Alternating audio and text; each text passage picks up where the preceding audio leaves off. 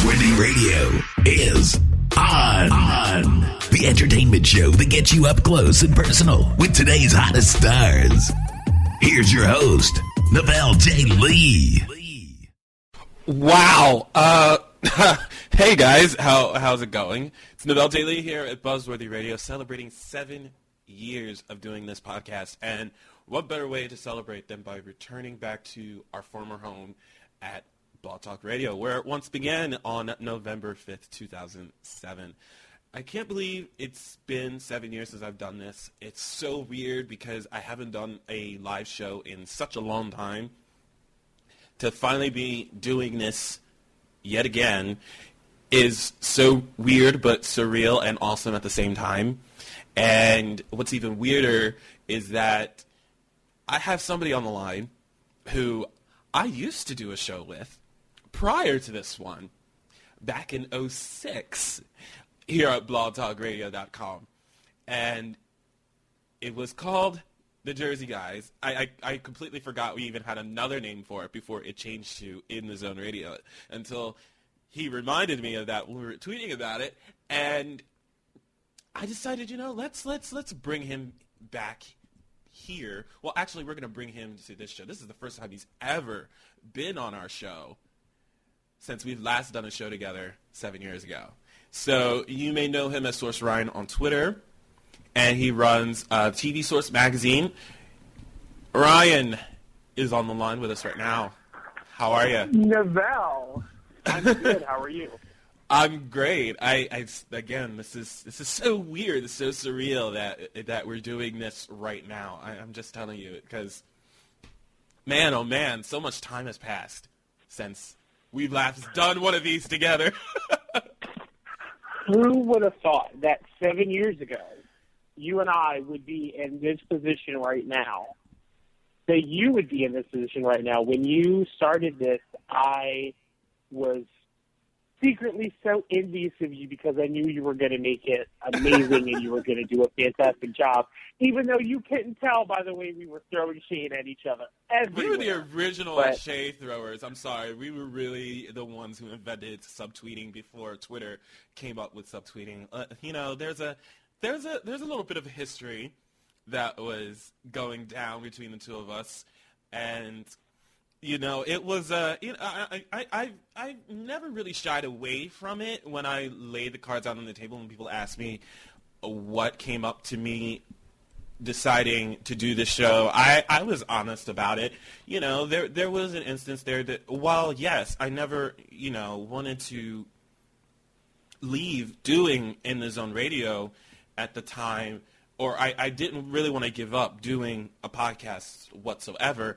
I was so pissed at what happened when I left that I was just like, I was so wanting to bring Ryan down, like, to a point where I just wanted to pummel him into nothing but dirt. So you could ask everybody. It was like all over the message boards. Like, we were like going back and forth at each other, and we were just like, I literally just basically wanted to crush him and squash him like a bug, and and I'm sure Ryan felt the same way about me, because we were really going hard at each other. We really were.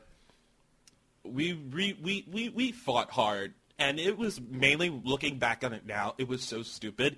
It was like stupid, and it got to a point where we realized that what transpired all those years ago, really, what was the point of even doing it? And I really love what I do here at this show. If I didn't, I still wouldn't be doing it.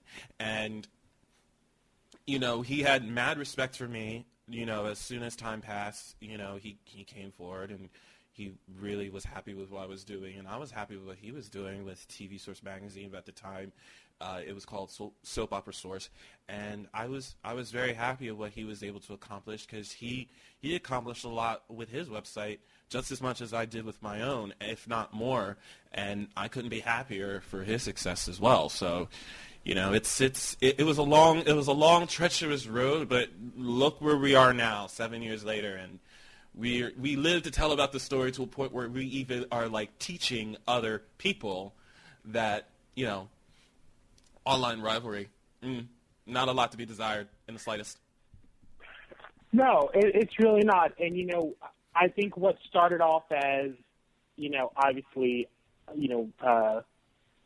frustrations and that drive to want to squash the other really became, I think it was good for the both of us. I mean, it challenged you to get outside of your comfort zone. It challenged me to get outside of my comfort zone. And once we realized that it was easier to just focus on ourselves, we really did put on the best possible shows for our fans and for new listeners, and you especially. I mean, what you've done, starting out, focusing mainly just on the soaps and then broadening out your reach has truly been commendable. And I think it's important for those who may not be familiar with it. We were the first, not one of the first, we were the first. We were the first. Yes. And the first. And I can say, looking back then and even now, that there is no one who can do this better than you.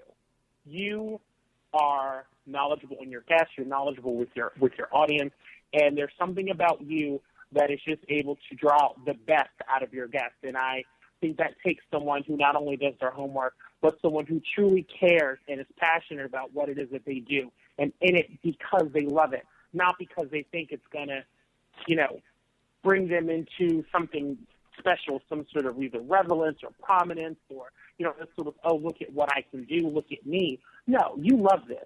This is your baby.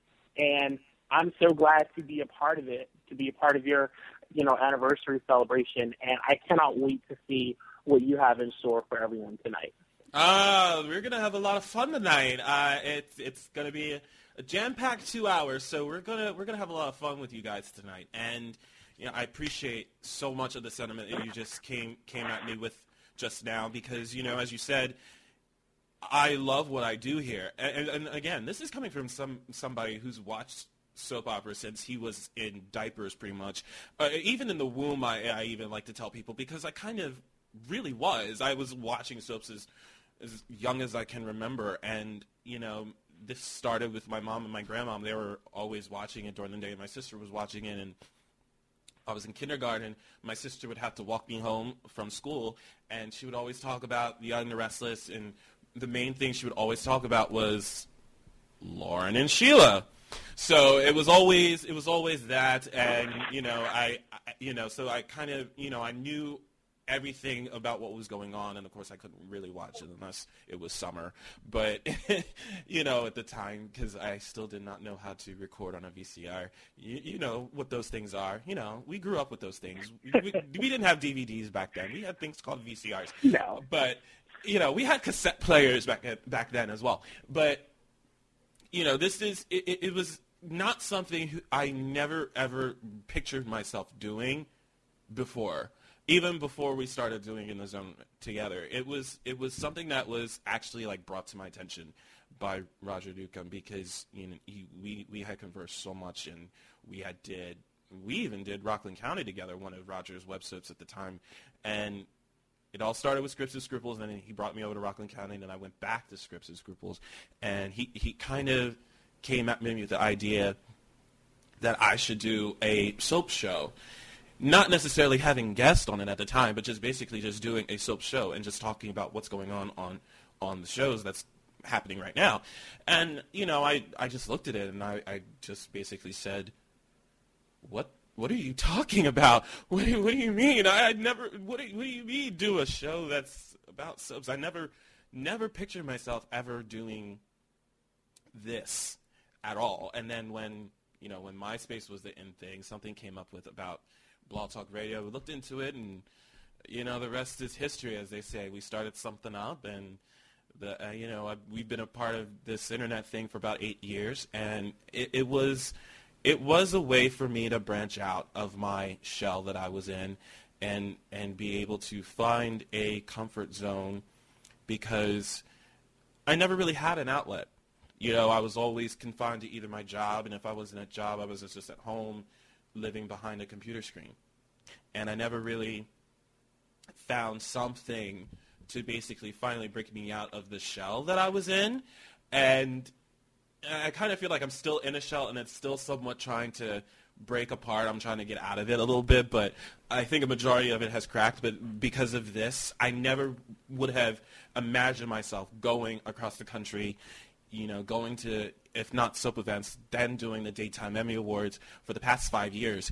And, interviewing the talent on the red carpet, not just because, we get the opportunity to do it, but, a lot of people who have followed both of us for the past several years, they look to us to see what we accomplish with these interviews at these red carpet events, because they know that we can do it, and they know that we're the best at what we do, and they always keep coming back to see what's in store. A lot of people always look at it, and they always look to us and they go like, I can't wait to see your stuff because I know you guys are going to be like this with this person, or what you're going to be talking about on the red carpet with this person or that person and all this other stuff. So it's always a refreshing, rewarding thing to see all of the love and support that has transpired all of these years and still going on. And, just starting off, we had soap stars in the beginning, and then all of a sudden we were able to broaden it a little bit to have some primetime people on, especially from Revenge. I know Walker makes fun of me, because that's my show. It is. It is, and trust me, everybody knows that. But, I mean, I do fanboy whenever I have a Revenge person on, especially when Gabe Band comes on the show, like, several times. He's been on here for, like, 8 million times in the matter of 3 years, and it's always a pleasure because even though we've had him on a lot, you never know what's going to happen. And I always think because you had built a relationship with certain people that you've talked to, it's never stale. There's always something that's always to be said that you never got to say before. So it's always interesting to always get that person back, but it's also interesting to see what they say and then what the listeners say when they hear it. So it's always a good time, and I'm very happy that we're still here. We're still doing this, and I'm happy with the success that you have going on for your website, not just for my own, but I'm happy for what we had both accomplished. So, your excitement whenever you have a guest on shows how much you do love what you do. I mean, if you weren't excited to talk to someone, even if you've spoken to them before, you wouldn't still be doing this. And I think that is what sets you apart from a lot of other people. And I think it's sort of a challenge. Like you said, you've spoken to Gabe numerous times. You've spoken to Daniel Goddard, multiple times. And each time you find a way to make it different than the last. It's never the same experience. It's never the same questions. And, that whole, I'm just going to ask you a leading question and hope that you'll give me the answer. No, you really do a good job of bringing out their personality and your own. And earlier you mentioned that, you were still sort of coming out of your shell. This was a fly-by-night thing, dude. You live 5 days a week. 5 days a week. Oh, my God, yeah. We had no life whatsoever. Not at all. Hosting a show for 5 hours a night, every single night. That's the best training ever. A lot of soap actors, actors who have done soaps look at soaps and say, it's a great training ground. Don't let Jeannie Cooper say that because she'll slap you, But it is sort of a great training. You had to learn how to plan a show and prep guests with, little notice and interacting with live crowds and finding a way to make every night interesting and fun and dynamic and new subjects to talk about. And you're able to take all of that and parlay it into, buzzworthy radio, and then taking that experience from there, rebranding as the Buzzcast, and then, stretching out your wings even more, getting further into the journalism and mixing, the podcasting with the journalism has been a feat to watch unfold. And I clap for you because you really have done such a great job. And I think all of your fans will say, will agree with me that your passion shines through more than anyone else. So. Absolutely. I believe we have, actually, before we take our first guest, we have somebody on the line right now. I believe this is Jamila. Yep, it's me. How are you? I'm doing great. How are you? I'm doing fantastic. Thank you so much for calling in to the show tonight. Appreciate it. Oh, you're so